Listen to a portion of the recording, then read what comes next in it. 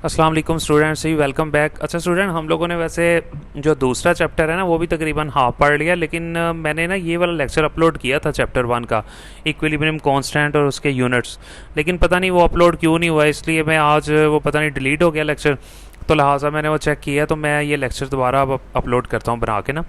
तो फिर आपसे यार वही रिक्वेस्ट है कि चैनल को ज़रूर आप सब्सक्राइब करें और बाकी स्टूडेंट्स तक ज़रूर लिंक शेयर करें। मेरा नाम है सरवकार और मैं गुजरांवाला कैंट से बिलोंग करता हूँ। और बाकी आप लोग जो भी हैं, मतलब एफजी के हैं, एपीएस के हैं, रीज़न के हैं, जो भी स्टूडेंट्स देख रहे हैं लेक्चर को, तो मेरी आपसे रिक्वेस्ट है यार, हालांकि पूरे यूट्यूब पे आप देख लें, आपको केमिस्ट्री कोई भी नहीं पढ़ा रहा फेडरल बोर्ड की, तो ये मेरी कोशिश है कि यार चलो इसको प्रमोट किया जाए। बहुत से स्टूडेंट्स को ना, बहुत से क्या मैथ, मतलब मैक्सिमम स्टूडेंट्स को केमिस्ट्री के अंदर बहुत से इश्यूज़ होते हैं, समझ नहीं आती, लेकिन मेरी पूरी कोशिश है, आप लोगों के लिए मैं वर्किंग कर रहा हूँ, मेहनत कर रहा हूँ। तो आप लोगों से भी रिक्वेस्ट है कि यार आप लोग मेरा साथ दो, ये नहीं कि बस खुद लेक्चर ले लिया और बस, तो काइंडली प्रमोट ज़रूर करें। ठीक है जी, थैंक यू सो मच। सबसे पहले इक्विलिब्रियम कांस्टेंट और इसके यूनिट्स, ये हम लोगों का आज टॉपिक है जो हम लोग अभी कंप्लीट कर लेंगे इंशाल्लाह ताला। देखें, उससे पहले उन्होंने आपको ये 3 इक्वेशंस दी हुई हैं। जब भी आपको वो ये कह दे पेपर के अंदर के इक्विलिब्रियम कांस्टेंट और उसके यूनिट्स के बारे में लिखें, तो वो क्या करेगा, आपको कोई इक्वेशन देगा और आपने सबसे पहले उसको इक्विलिब्रियम में लिखना है डायरेक्ट, ठीक है, और साथ ही उसके यूनिट्स लिखने शुरू कर देने। ये 3 इक्वेशंस है, मैं आप तीनों आपको सॉल्व करवाता हूँ, फिर आपको अच्छे से समझ आएंगी। देखिए, सबसे पहले जो पहली इक्वेशन है वो है जी H2 है, ठीक है, प्लस I2 है जी, ठीक है, आयोडीन, और यहाँ पे बन रहा है जी हाइड्रोजन आयोडाइड। ठीक है जी। सबसे पहले जी हाइड्रोजन गैस ली, उसके बाद उसने आयोडीन ली और इन दोनों को मिलाया तो बन गया जी हाइड्रोजन आयोडाइड। ये एक इक्वेशन है। वो आपको कह रहा है कि इसको इक्विलिब्रियम में भी लिखें और साथ यूनिट भी लिखें। देखें, इक्विलिब्रियम में लिखने का तरीका ये होता है कि इक्विलिब्रियम का मतलब होता है केसी, केसी का मतलब होता है इक्विलिब्रियम कांस्टेंट। लिखने का तरीका ये होता है कि सबसे पहले हमें ये पता है कि ये इधर वाली जो चीज़ें होती हैं रिएक्टेंट है और इधर वाली जो चीज़ें हैं ये प्रोडक्ट है। तो केसी में लिखने का तरीका क्या होता है कि सबसे पहले आप प्रोडक्ट को लिखें, प्रोडक्ट, अच्छा प्रोडक्ट को लिखना है, रिएक्टेंट और प्रोडक्ट, उन दोनों के पीछे आपने ये चीज़ देखनी है कि मोल है या नहीं। देखें, अब इसके पीछे जहाँ कुछ भी नहीं है 1 है, इसके पीछे जहाँ कुछ भी नहीं है 1 है। ये जो पीछे चीज़ लिखी होती है ना रिएक्टेंट और प्रोडक्ट के, उसे मोल कहते हैं। यदि जैसे ये प्रोडक्ट है, इसके पीछे 2 लिखा हुआ था, इसके पीछे कुछ भी नहीं था तो इट मीन्स 1 था, इसके पीछे कुछ भी नहीं था तो 1 था। ये जो रिएक्टेंट और प्रोडक्ट के पीछे चीज़ लिखी होती है उसे हम लोग मोल कहते हैं केमिस्ट्री में। ठीक है, तो लिखने का तरीका क्या होता है, केसी के अंदर सबसे पहले आप प्रोडक्ट लिखते हो, ये जी प्रोडक्ट था, और ये जो मोल होते हैं ना उनको पावर में लिखते हो। जैसे ये मोल था इसका, इसको हम लोगों ने पावर में लिख लिया। आई होप आपको अच्छे से समझ आई। फिर नीचे हम लोग हमेशा कोई भी इक्वेशन आए, आपने सबसे पहले प्रोडक्ट को ऊपर लिखना है। अगर दो प्रोडक्ट, यहाँ तो एक ही प्रोडक्ट था ना, अगर 2 होंगे तो दोनों को अलग अलग लिखना है, दरमियान में कोई चीज़ प्लस या माइनस नहीं लगानी। अब रिएक्टेंट 2 थे तो दोनों को आप नीचे लिख लें, H2, और इसका मोल जाहिर है 1 है, 1 लिखें ना लिखें तब भी चलेगा। ये दूसरा है, ठीक है, I2, और इसके मोल कितने हैं जी 1। ये हम लोगों ने इक्वेशन को इक्विलिब्रियम में लिख लिया है डायरेक्ट तरीके से, क्योंकि उसने यही कहा था कि सबसे पहले आप क्या करें, इक्विलिब्रियम के अंदर लिखें किसी भी इक्वेशन को। ठीक है, उसके बाद आपको मैंने ऑलरेडी पिछले लेक्चर्स में भी एक चीज़ बताई थी कि चाहे कोई चीज़ रिएक्टेंट है और चाहे कोई चीज़ प्रोडक्ट है, हर रिएक्टेंट और हर प्रोडक्ट का जो यूनिट होता है वो होता है मोल पर dm³। जैसे ये HI है, इसका यूनिट होगा मोल पर dm³, और ऊपर पावर आ जाएगी जी 2, यानी HI का यूनिट था मोल पर dm³ और ऊपर पावर वाली 2 वैसे ही आ गया। नीचे हमारे पास रह गया जी H2 और इसका यूनिट है मोल पर dm³, ये भी मैंने वैसे नीचे लिख लिया, और इसकी पावर थी 1। फिर ऐसे ही है I2, इसका यूनिट भी वही, जैसा कि मैंने आपको बताया था कि सबका यूनिट वही है, मोल पर dm³ आ गया, और इसकी पावर भी क्या थी जी 1। तो अब कहने का मतलब ये है कि देखें, मोल पर dm³ ऊपर 2 है और मोल पर dm³ नीचे एक ये है और एक ये है, तो टोटल यहाँ पे भी मोल पर dm³ टोटल 2 हो गया। हम इसको इस तरह से भी लिख सकते हैं या डायरेक्ट यहाँ से कटिंग कर सकते हैं। अगर आप इस तरह लिखो तो तब बेस्ट है, यानी मोल पर dm³ लिखा, और कितने थे मोल पर dm³, 2 थे, और नीचे मोल पर dm³ एक ये था और मोल पर dm³ एक ये था। तो टोटल यहाँ पे अगर हम नीचे देखें तो मोल पर डी एम क्यूब टोटल यहाँ पे भी एक और एक कितना हो गया जी, 2 हो गए। तो लिहाजा ये सारे कटिंग हो गए। तो लिहाजा हम लोगों के पास जो यूनिट आया वो था जी 9 यूनिट्स। इट मीन्स कि कोई भी यूनिट नहीं बचा। ये हम लोगों ने अल्हम्दुलिल्लाह पहले इक्वेशन जो है ना अच्छे से सॉल्व कर लिया।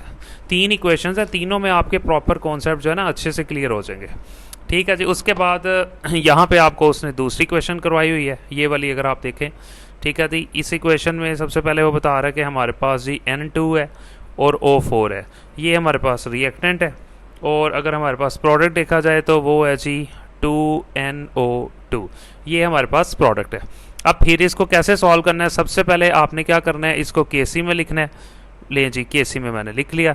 केसी के अंदर सबसे पहले प्रोडक्ट लिखते हैं। तो प्रोडक्ट हमारे पास NO2 हमारे पास प्रोडक्ट है, और ये जो पीछे लिखा होता है हमेशा मोल पीछे होते हैं, ये मोल है, इन्हें पावर में लिखें तो क्या लिखेंगे, NO2 वैसे ही लिखेंगे, ब्रैकेट ब्रैकेट जरूर लगानी है, और जो मोल हैं उसे पावर में लिखेंगे, डिवाइडेड बाय ये जो रिएक्टेंट है, ये तो हो गया रिएक्टेंट, और इसके पीछे जो है मोल क्या है 1। तो लिहाजा सिंपल ये क्या हो जाएगा N2O4, और इसके मोल पीछे जहाँ पे कुछ नहीं होता वहाँ 1 होता है, वो हम लोगों ने यहाँ पे जी लिख लिया।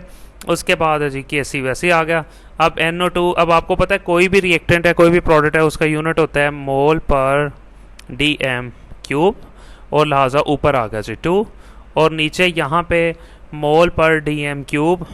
ठीक है जी, मोल पर DM क्यूब आ गया, और इसकी पावर थी 1।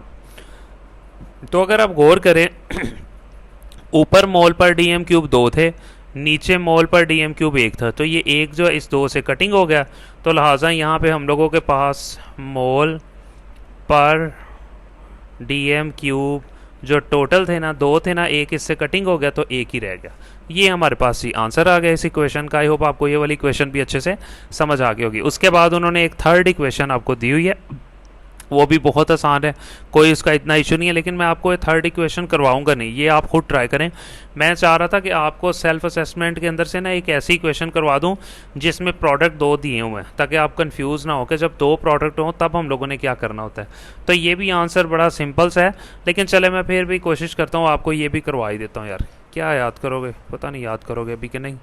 बहरहाल फिलहाल 2NO, ठीक है, प्लस O2, इसकी बात कर रहा हूँ, ठीक है, और साथ ही है जी 2NO2 आ गया। ये हम लोगों के पास ही प्रोडक्ट आ गया, और ये हम लोगों के पास रिएक्टेंट आ गया। ये तो आपको पता है क्योंकि आप काफ़ी समझदार लोग हो। तो ये प्रोडक्ट को हम लोग सबसे पहले जब केसी में लिखते हैं तो क्या लिखते हैं जी, प्रोडक्ट। तो प्रोडक्ट ये है, लेकिन इसके पीछे ये इसके मोल हैं, तो हम क्या लिखते हैं, सबसे पहले ब्रैकेट लगाते हैं, और जो प्रोडक्ट है उसको लिख के और मोल को पावर में लिख लेते हैं। इधर भी ऐसे ही है, ये तो हो गया रिएक्टेंट, और ये पीछे उसके मोल हैं। तो सबसे पहले हम क्या लिखेंगे, NO लिखेंगे, ठीक है, और उसके पीछे ये 2 जो हैं ये मोल है। इसी तरह O2 है, और O2 के पीछे यहाँ पे मोल, यहाँ पे कुछ भी नहीं था तो लिहाजा 1 था, तो यहाँ पे हम लोगों ने क्या लिखा O2, और जो मोल था उसको हम लोगों ने यहाँ ऊपर लिख लिया जो कि 1 था। फिर आ गया जी KC। अब NO2 लिहाजा ये हमारे पास इसका यूनिट, कोई भी रिएक्टेंट है कोई भी प्रोडक्ट है उसका यूनिट क्या होगा, मोल पर DM क्यूब। तो यहाँ पे मोल पर DM क्यूब, ये देखें ना, इसका जो है हम लोगों ने यूनिट लिखा, और ऊपर पावर 2 वो हम लोगों ने वैसे लिख दी।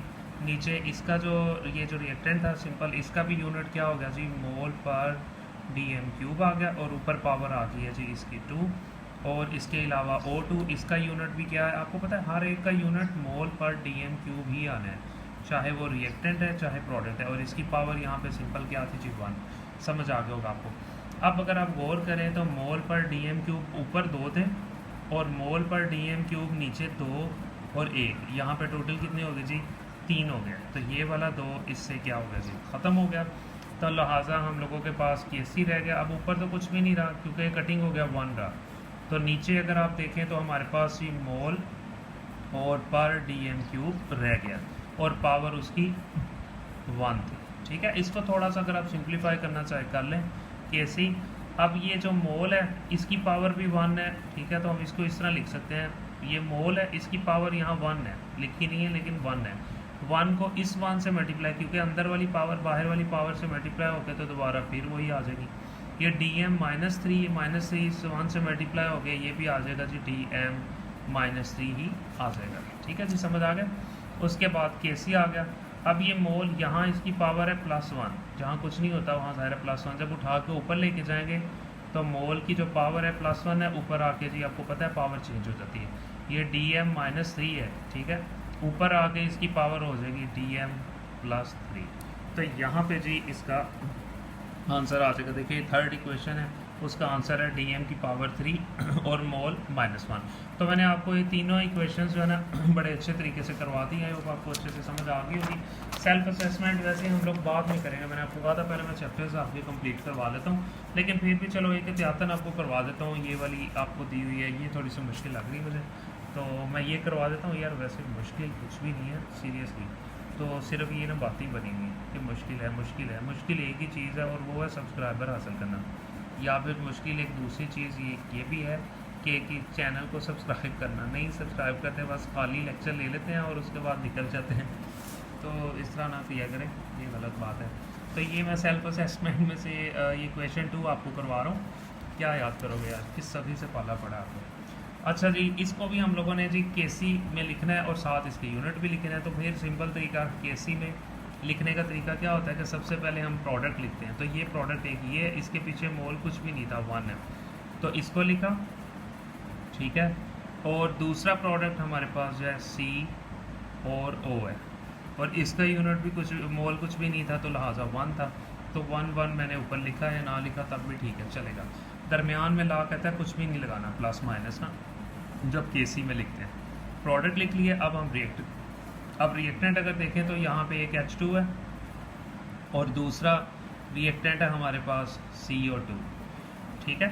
उनको भी हम लोगों ने एज इट इज़ नीचे लिख लिया। हमेशा प्रोडक्ट ऊपर और रिएक्टेंट को नीचे लिखना है। तो उसके बाद जी इनके यूनिट लिखने, केसी लिखा, अब इसका यूनिट क्या था जी, मोल पर dm³, ठीक होगा जी। उसके बाद अगर आप गौर करें तो इसका यूनिट भी क्या था, मोल पर dm³, ठीक है। इसके बाद अगर नीचे देखें तो इसका यूनिट भी क्या था, मोल पर dm³ था। फिर इसके बाद इसको देखें तो इसका यूनिट भी मोल पर dm³ था। तो अब अगर आप गौर करें, मोल पर dm³ एक ये वाला है, मोल पर dm³ एक ये वाला, टोटल हो गए 2। मोल पर dm³ एक ये है और मोल पर dm³ एक ये, तो ऊपर भी 2 है नीचे भी 2 है, ये सारे आपस में हो गए जी कटिंग। सो केसी का यहाँ पे आ गया 9 यूनिट्स। तो ये मैंने आपको एक सेल्फ असेसमेंट भी करवा दी, बाकी भी एज इट इज़ है, सेम है।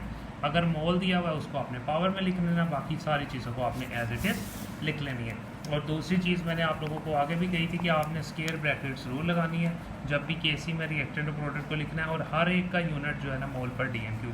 यही उसने यहाँ पे कुछ बताया भी हुआ, उसने कहा कि जब आप इक्विलिब्रियम कांस्टेंट में लिखेंगे केसी में, तो में वो रख भी सकता है मे हैव नॉट यूनिट्स। कभी कभी ऐसा हो सकता है आपका कोई यूनिट नहीं आएगा, जैसे इस सवाल में नहीं है, पिछले सवाल में यूनिट है था।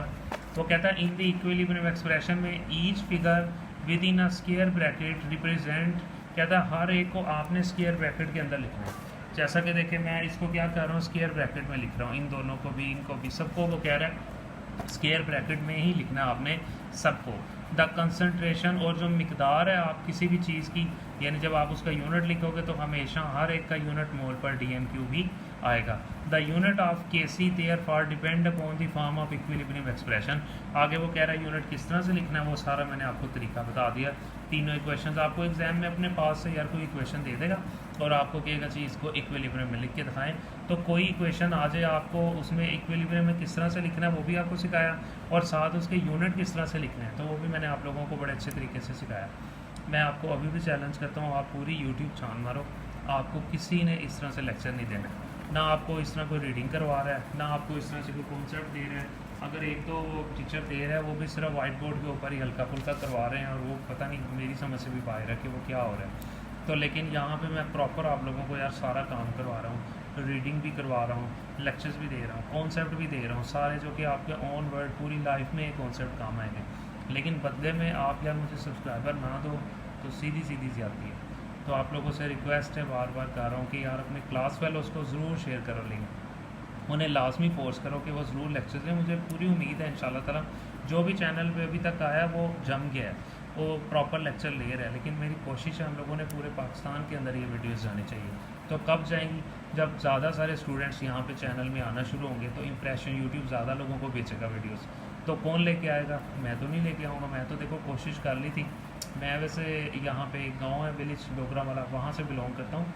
तो मेरे जो स्टूडेंट कैंट में पढ़ते थे, मैंने उनसे रिक्वेस्ट की तो ये ताकि वो जो है ना, मतलब एक साबर लड़का है उससे कहा, ठीक है, और भी जो है ना, तो अबूज़र है उसको बोला। तो ये वो सेक्शंस में पढ़ते हैं, ठीक है, तो वो अपने अपने सेक्शंस में कोशिश कर रहे हैं। तो बाकी आप लोग भी यार काइंडली लाजमी कोशिश करें, ठीक है। और बाकी थैंक यू सो मच यार, बहुत शुक्रिया।